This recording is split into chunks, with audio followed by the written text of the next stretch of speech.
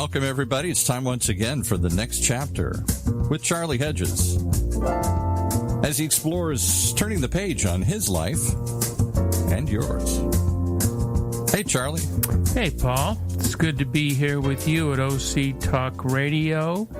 Today's episode is once again with my dear friend Terry Hershey, who is in 2 days will give a talk on emotional and spiritual immune systems. Now, before Terry told me about his speaking gig, I had never even really considered such a thing as emotional or spiritual immune system. That the thought intrigued me, and so here we are. But as I thought about it, it did occur to me when we take a vaccine, we are actually being injected with a microdose of the disease, so that our bodies can build up an immune system. So I wonder, is the same thing true of our emotions and our spirituality? If so, then it must be the case that our emotional or spiritual immune systems are developed in our brains only when we allow a negative emotion to have its way for a while. So I'm wondering about that. What do you think there, Terry? Charles, how are you? I am. I didn't say, "Yo, Hirsch, what's up?" "Yo, Hirsch, what's up?" Yeah, I know. So we need to work on your immune system. The old-fashioned word for immune system? Of course not. That we don't use anymore is that we talk about people being grounded.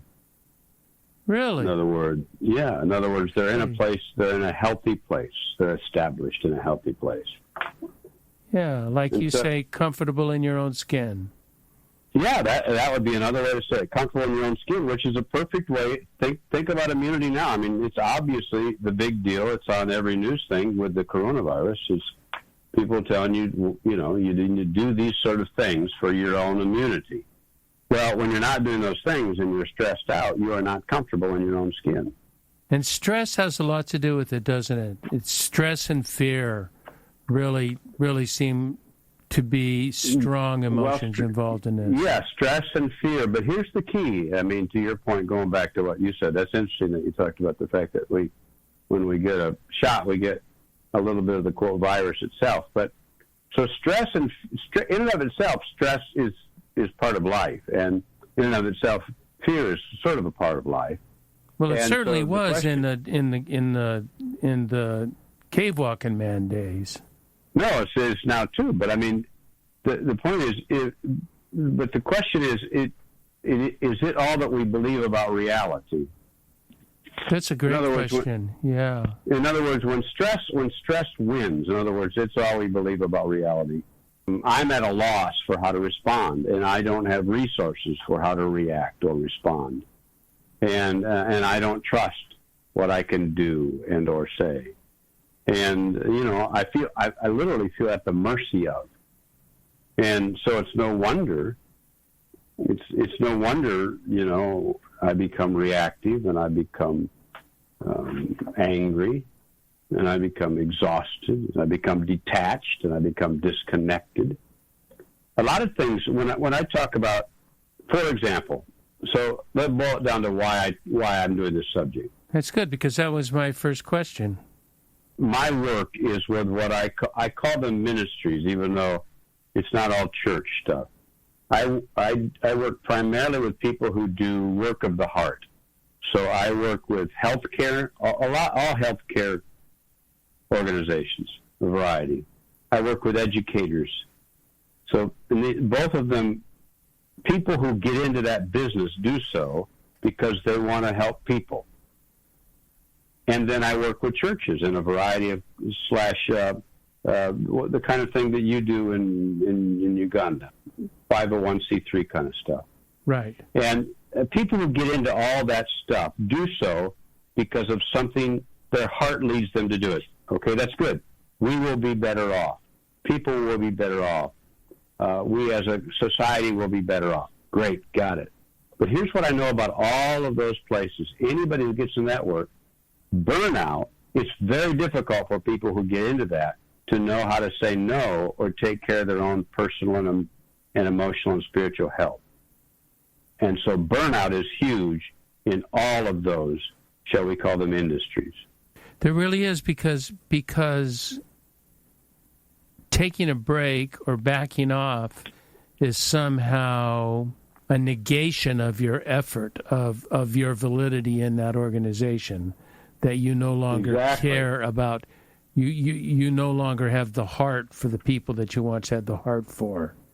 Yeah, and that's so. A lot of this immunity, the thing about immunities is, I don't see that. For example, stepping back would be, in my list of the 3 or 4 or whatever I have here of things, what I would call the shots for immunity. One of them is stepping back, and a lot of the difficult reason is I don't want to step back because somehow it brings into question my own identity. Yeah, and stepping back is so essential. I'd planned to talk about this later, but this is, I read a quote in the translator of the Tao Te Ching by Lao Tzu, and the translator is Derek Lin, and he had a quote that I really liked. He says, "We become what we think, and we really can't think well until we step back, because we are so bombarded by information, feelings that are so distracting that we can't, that creates that thing." I really like what you talked about when you said stress is immobilizing, because you are out of options. You are out of places to go to help you see sanely through your life. I mean, and that's the thing. Now we're going back to being grounded. In other words, when you're grounded, you have choices. Life doesn't choose for you. If you're in the myriad of whatever's going on, a cacophony around you, but you're not at the mercy of it. When you're in a grounded place, it's just like the people who are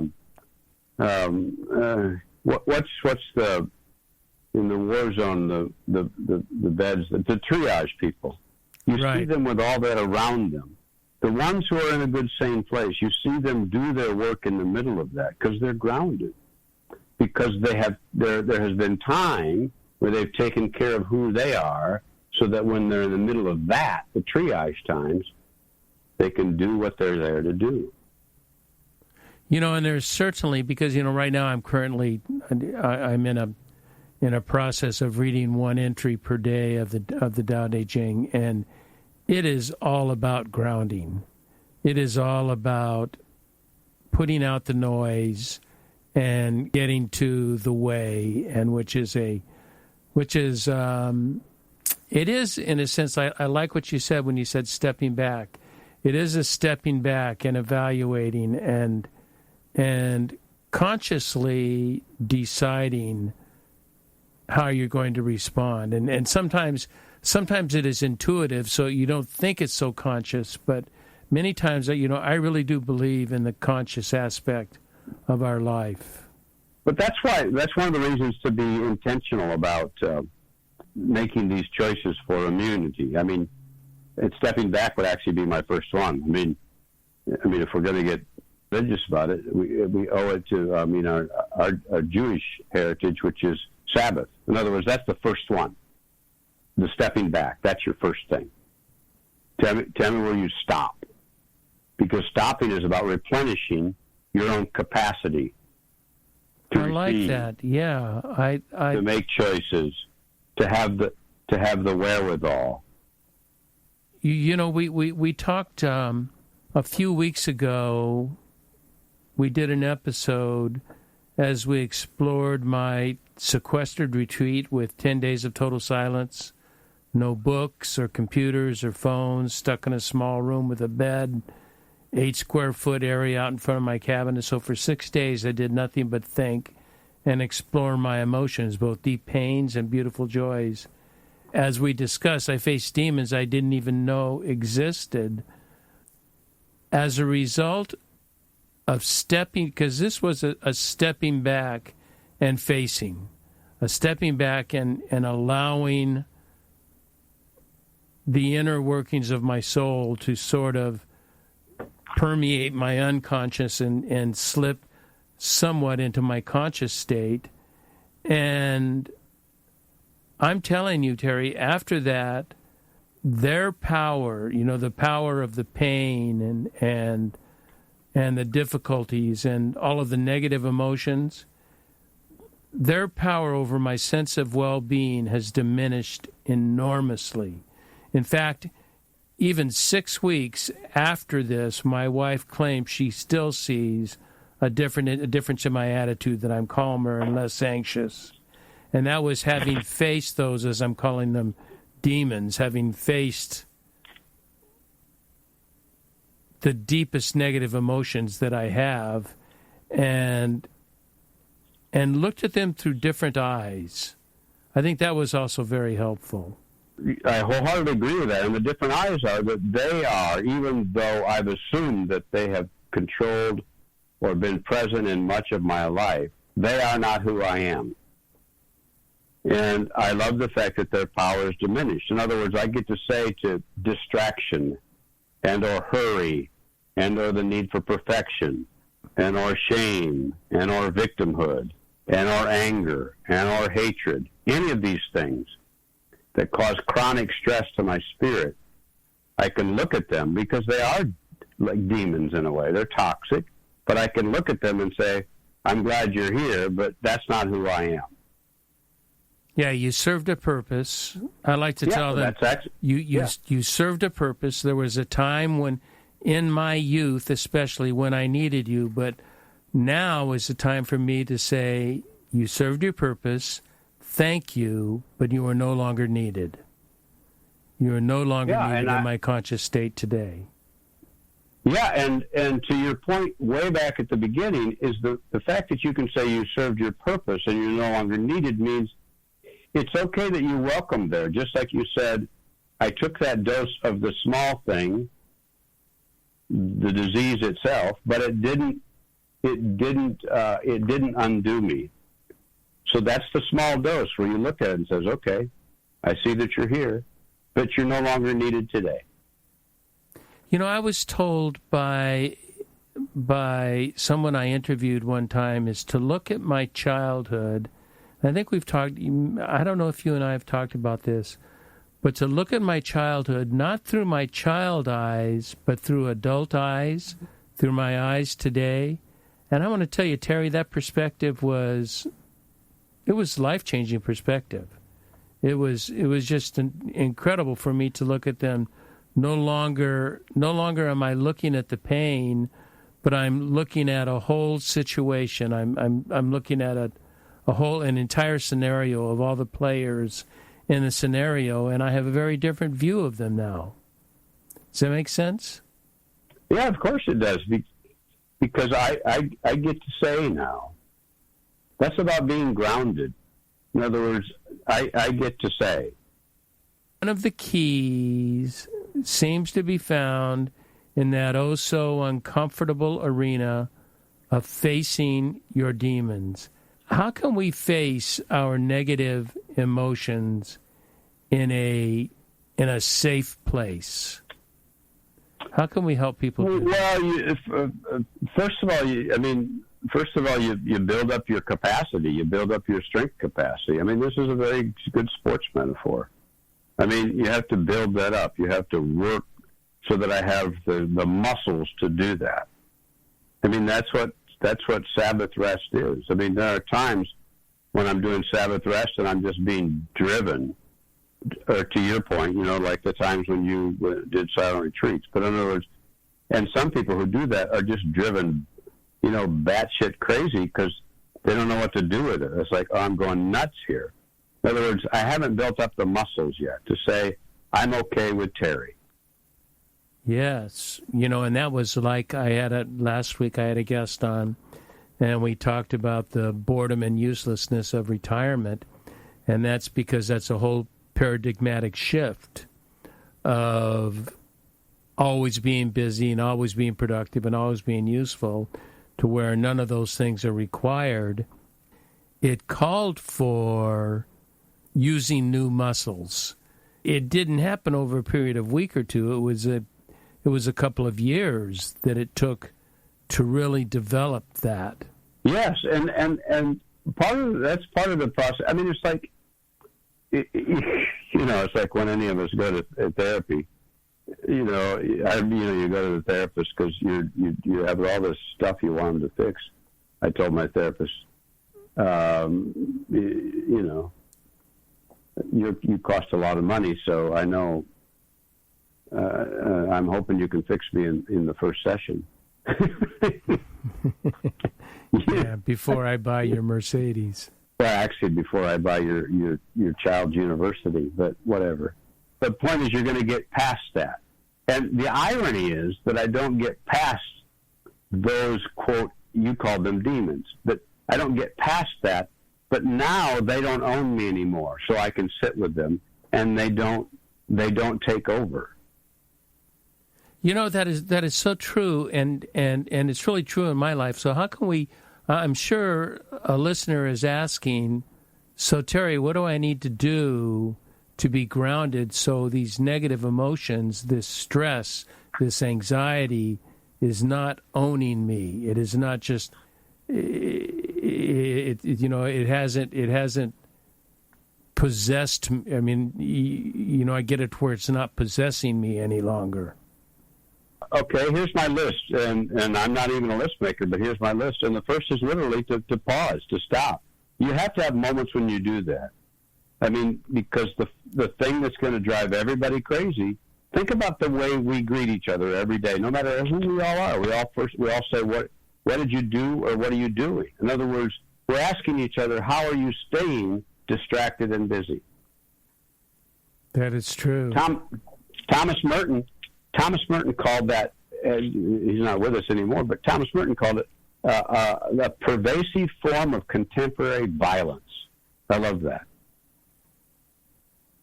He said the rush and pressure of modern life is, go on with that sentence again. He said the rush and pressure of modern life is basically inner violence. No, in other words, we're carried away by a multitude of conflicting concerns. We surrender to too many demands. We commit ourselves to too many things, and even in good ways, we want to help everyone around. And in the end, we succumb to our own internal violence. And so, literally, the first thing is, we have to switch the paradigm. And you get this because you changed your life this way too. Where did you pause this week? Where did you stop this week? Where did you breathe this week? Yeah, I do it regularly in the mornings and then sometimes in the evenings. But yeah, and I was going to say religious. I was going to say religiously. Then that same thing. Yeah. Yeah, they are my rituals. Yeah, but I'm finding myself even pausing more. Usually I jump right into meditation. Now I'm sitting and thinking for 15 minutes before I even meditate. Yeah. It's just there is a pause. There's something inside of me that is causing me to pause and ponder my P squared. Yeah, and because a lot of people say, okay, that's a great person, but while I'm pausing, what should I do? I said, it's not a contest. It's not a race. I just want you to make space. Yeah. Which leads to number two. And number two is you pay attention. In other words, now you pay attention to what is there in front of you. And someone says, well, it's just a lot of crap. Okay, well, I'll look at it now. It doesn't scare me. I'll look at it. Or now I see stuff that I wouldn't have seen. There really is something about paying attention, and it's a very conscious choice. It is something that you must because paying attention, oddly enough, I think has become an unnatural act. Unless there's something spectacular going on, but in the normal everyday, we don't pay attention to what is going on. I don't know if I did it in the last Sabbath moment I'm doing it coming up, but Rodin, the artist, Rilke, they were friends. And so Rilke said to Rodin, I want to learn how to be as intentional as you are in life. And he said, okay, go to the zoo and sit by. There's a special tiger they let me do. So I just want you to sit in front of the tiger cage. And do what? I want you to look at it. For how long? And Rodin said, look at it until you see it. Yeah, and then he wrote the great poem. And then exactly. Yeah, that's exactly right. And then he wrote the great poem about the tiger. Yeah, who's in the cage? You or the tiger. Yeah. That came out of that. That came out of the second one, which is pay attention. In other words, I don't run from it anymore. There's a nuance to paying attention that is not just paying attention to the physical things that are going on, as I'm looking over here at Paul, bewildered, wondering what the hell is going on. And there is a internal paying attention, that you're paying attention to what is being said inside of you, what your emotions are, what your thoughts are, how you're thinking of yourself, how you're thinking of others. There's a paying attention to those internal voices that, rather than letting them dominate sort of incoherently, taking them one by one and looking at them and dismantling them and understanding them. This is a good point, because paying attention there is this is my favorite metaphor or image for this is Bruce Lee. Remember the Bruce Lee movies? Yeah. And even what Bruce Lee could do in life. Remember when they slowed everything down and he saw all the little things all around him that were about to happen? Yeah, I vaguely remember that. But none of it undid him. Some of it could have been really, really bad, but none of it undid him. Because he saw it slowly and he could respond. Exactly, because he had the capacity to respond, because he was grounded. He was in a place where he was comfortable with him, his capacity. I think that's a metaphor for what I'm talking about, our emotions, is that rather than allow a host of emotions to bombard us at one time, and that's when the stress occurs, is when there's so many different things hitting us at one time, is that we sort of single them out or identify them individually, and we can deal with it so much better that way, rather than the incoherence of garbled thought. Now we're back at the paying attention thing. Is because I can come in. We've all had this where someone has come to us and say, "It's overwhelming. I don't know what to do. It's crazy. I'm nuts. I'm driving, et cetera, et cetera, et cetera. What can I do?" And you say, "Okay, breathe."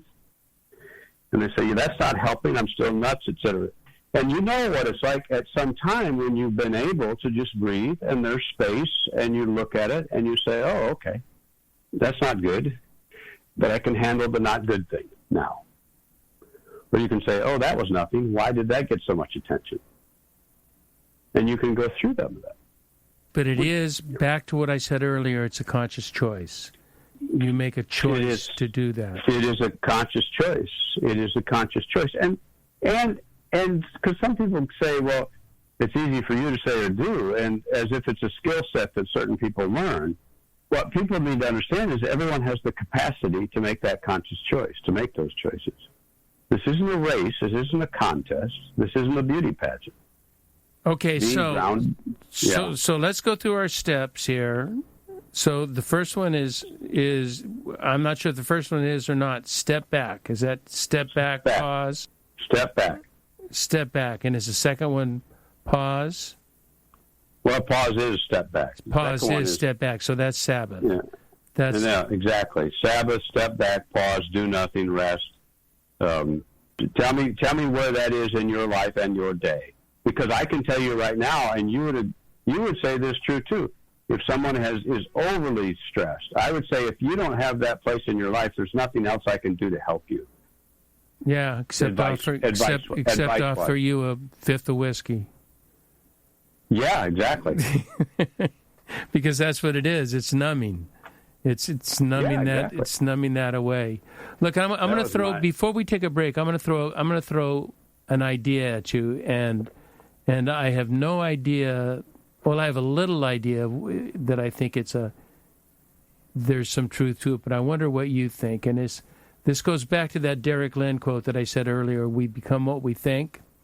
And I read as I was Googling this spiritual and emotional immunization, I read one article that says we tend to live in a think, then feel, then act cycle, which means we are acting out on our feelings, not on our conscious and often more rational thoughts. And the author suggested, what if we reverse that pattern and begin with feeling, then thinking, then acting?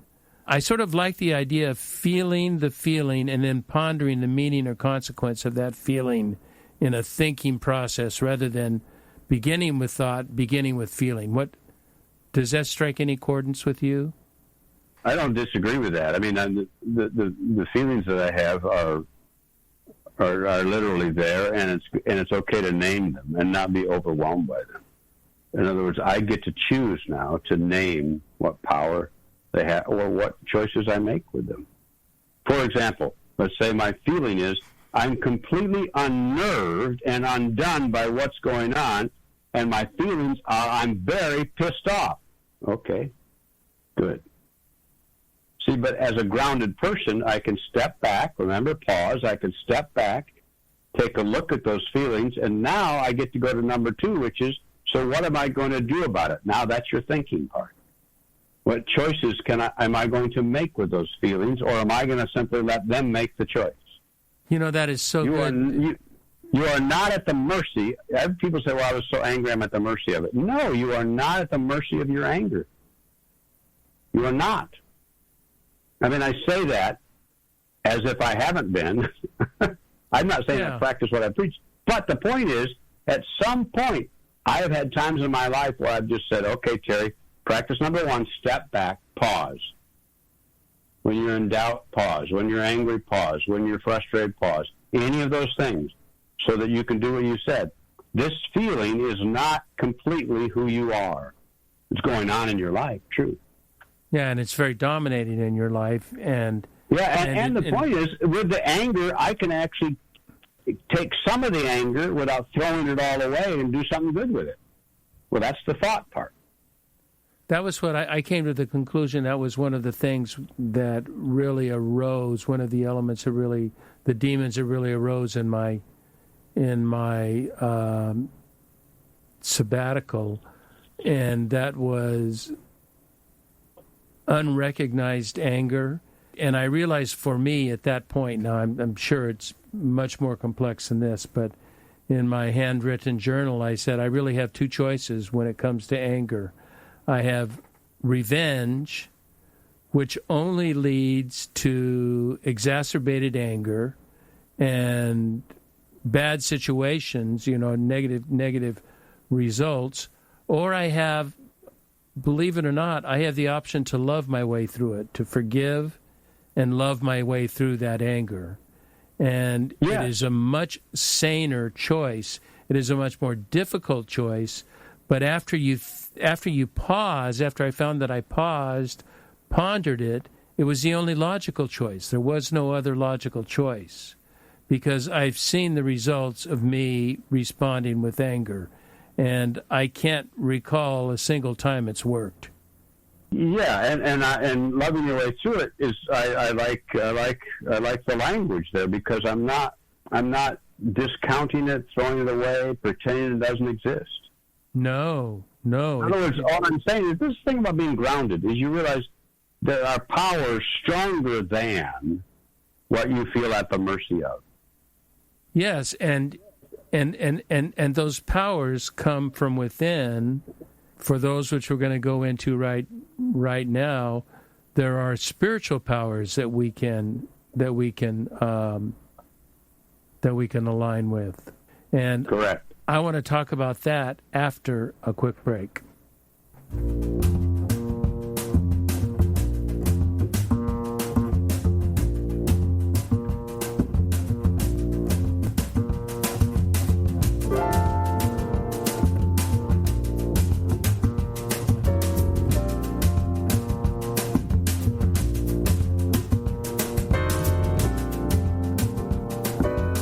Hi there, this is Charlie Hedges, and you're listening to The Next Chapter with Charlie, and I'm on with my good friend Terry Hershey, and we are talking about emotional and spiritual immunizations, or immune systems, and what we can do. And we've spent about a half an hour or so talking about emotional immune systems and how emotions are so strong in governing our behavior.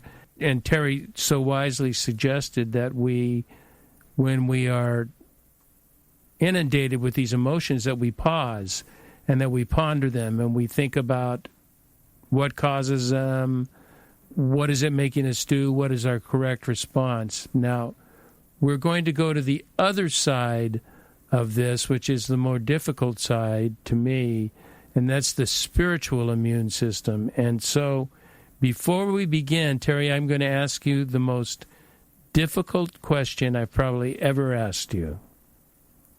How would you describe spirituality? Spirituality? Yeah. I am flesh and blood, but I believe that I am more than flesh and blood. I believe that all of us are more than flesh and blood. Okay. And if you want, there's a bigger reality to what's going on with that. And so there's something about being human that's more than simply that. Religions have named it in many ways, you know. Unfortunately, yes. Yeah, they've named the source that we're created by or the source that we're linked to, and that's all fine and well and good. There's something underneath all of that is bigger and ties and then I would argue ties all of this together. And, you know, some people can simply say, well, that would be love. And that's fine. I'll go with you on that argument. I argue that it's grace. And spirituality means that I honor that part of what makes up Terry underneath and bigger than just the flesh and blood. I like that. I think that's a really good definition. I've been tuning into the mystics with James Finley, who is part of Richard Rohr's. Are you familiar with Finley? Yeah, he's a Jungian. He's definitely a Jungian. And what he talks about in mystic, because he talks a lot about mysticism, he's sort of the campus mystic. I've always had this idea that mysticism is a feeling of the presence of God, or ever how we want to use that phrase. I'm reluctant to use that phrase because he gets so boxed up in that phrase. But that I've looked at it in the transcendent, that it's in the out there somewhere that I can't even define, that's so mystically out there. And yet James Finley talks about the mystics see the presence of spirituality in everyday, ordinary things. See, so this brings us back, Charlie. That's a powerful thing. This brings us back to step number 2. What did we say? Pay attention. And John Duns Scotus, who would have been a mystic too, right? He coined a phrase called thisness, Thisness, thisness. In other words, that's actually the sacred in the middle of the very ordinary, thisness. And that's the paying attention part. That's the remarkable thing about that. When I see something bigger than just flesh and blood in the middle of what feels like crazy, and the stepping back, the paying attention is, I'm invited to an extraordinary world, an extraordinary place. That is constructed of the ordinary. Correct. Absolutely. That was a profound thing for me, because all these years that I've honored mysticism, I've read the early church fathers, and I just did not catch that point, that it is in the thisness of it, of the everydayness, that is where we find our spirituality. We find our spirituality in other people and in our daily activities and in the surroundings that we have. And we find divinity. Finley is really strong. We find a divinity in other people and in nature. They're very strong into nature. That we the sacred is in the exquisite and extraordinary ordinary. I'm not just making breakfast. There's something about the smell of the egg that's being cracked and the way it fries and the popping of the oil, but the way the sun comes through the window and the way it hits me and the warmth on my skin. There are so many wonderfully extraordinary, ordinary things that happen there that can escape me if I haven't done number one, pause, and number two, pay attention. And because you're just so distracted with exactly, because I have to with the activity, and then you've got to get on to something else. Yeah. So there's two things distracting you. My third point is gratitude. In other words, after I do one and two, I say thank you. I'm glad to be here. You got to that point when you did your silent retreat. You finally got to a place where you said thank you. Glad to be here. Thank you for reminding me that, because I was saying gratitude is a hard thing for me. Oh, it's hard. Yeah, it's hard for many of us. Is it? I don't, because I I think of my issues, and it's difficult for me to be grateful, and I know people that are indeed grateful people, and they're wonderful people. The competitor in me almost kicked up and said, yeah, of course I'm more grateful than you are. Yeah, my scorecard. Yeah, exactly. My scorecard's better than yours. Yeah, I know. Well, our capacity to be grateful, that's back to the ordinary, the extraordinary ordinary. To be grateful for very small things. I'm going to go out on a limb here, but that's not quite unusual, and I want to take a stab at... I made the mistake, but I Googled spiritual immunizations. Okay. and so, believe it or not, there's quite a host of spiritual immunizations of how you can immunize yourself spiritually. And one site offered a sermon on the 10 keys to spiritual immunization. And to me, it sounded more like the 10 ways to ensure you're a fundamentalist. It just did not. Yeah. Yeah. That's like, part of that is like when you grow up in a winter climate like I did. And if your mother's cold, she ends up putting like 7 coats on you in the winter when you go to school. In other words, it has nothing to do with your life. And that's the kind of immunization that fundamentalist Christian did to me. You ended up wearing 7 coats you didn't need to wear to impress. But then you didn't dare take any off. Exactly, you didn't take any off because you'd make somebody mad. But think about that for a minute. When immunization becomes a performance mechanism that you're keeping score about, then you haven't done number 1, pause. You haven't done number 2, pay attention. And you haven't done number 3, gratitude, which leads to number 4. And number 4 is, if you do number 1, 2, and 3, then you realize you got stuff in your life to give away to people around you who can do the first 2. And that's kindness. That's number 4. Give it away. Be kind. It's so funny you would say that, because in my list, you can imagine my list from Google, my fundamentalist list. I can imagine the list, yeah. Read the Bible, go to church, have a Bible study, memorize Scripture, pray, give, and, just all the rest. Now, personally, I happen to agree with many of these things, especially reading the Bible, but it's not, I don't have a contest with myself. I don't have a list of how many pages I'm going to read each day and what I'm going to accomplish. I just, I could read an entire paragraph or 2 or a page, or I could read 2 or 3 sentences.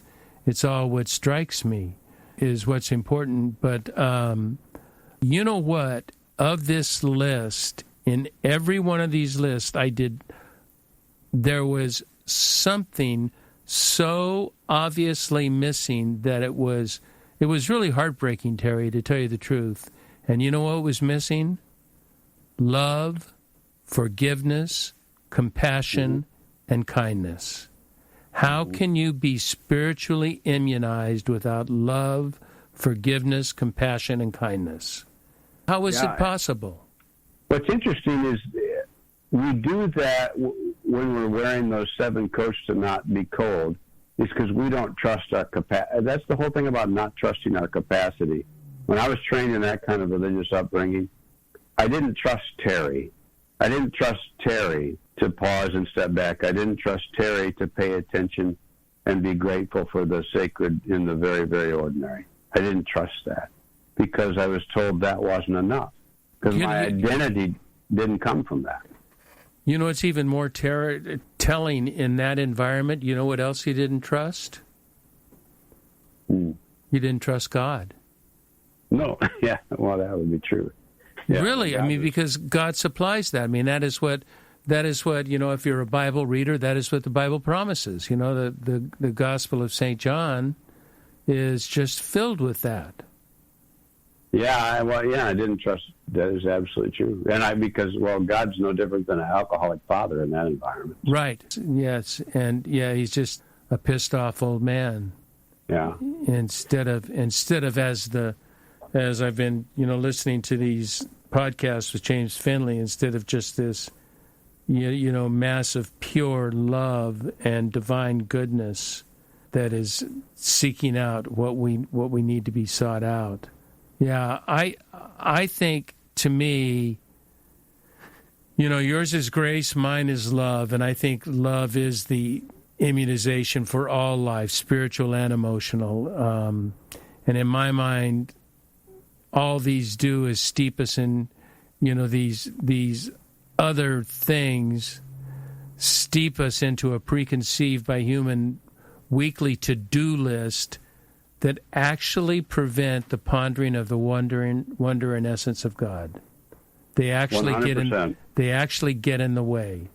The very thing that they're trying to do and that claims closeness with God gets in the way of closeness with God.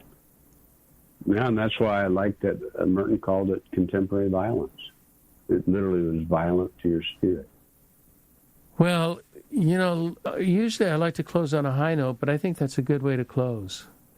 I think violence to your spirit and focusing on grace and love instead. I like your 4 things, and see if I can remember them. To pause, to wait a minute now, to pause, to I know there's gratitude, and I know there's paying attention. Pause, pay attention. I missed the 3rd one. No, you did. 3rd one's gratitude. Pay attention, say thank you. I mean, that's what... Oh, that's it? There's just 3? I thought there were... The fourth one was then give it away. Yeah. And that is... Share it with somebody else. Yep, share it. There is nothing like, you know, the cup that can never be filled, the love cup that can never be filled, no matter how much you give it away. Look what Rilke did. Rilke paused, paid attention to the tiger, said thank you with a gratitude, and wrote a poem, and guess what? Shared the poem with all of us. Here we are today. And then Trent Reznor wrote a song on it. Is that right? Yes. Yeah, he really wrote a song on it. Who do you belong to? Where do you belong? See the tiger in the cage? Do you ever think that could be you? Yeah. There it is. That's the one. So then, see, it keeps spilling. That's the whole great news. Yeah. Hey, man, I want to thank you for coming on the show and spending time with me, and I'll see you tomorrow. Oh, where and when is the talk, Terry? People might want to... But it's going to be after this podcast. Oh, yeah. So there's no worries with that, because the podcaster will be after the talk. So, yeah, but yes, I'll be down in Southern Cal. Yeah. And I want to encourage everybody to check out your inspirational post. Sabbath Moment can be found at terryhershey.com. Thank all our listeners for tuning in to the Next Chapter with Charlie in this, once again, also strange podcast. And be sure to check us out at our website, thenextchapter.life. Until next, this is Charlie Hedges signing off. Bye for now.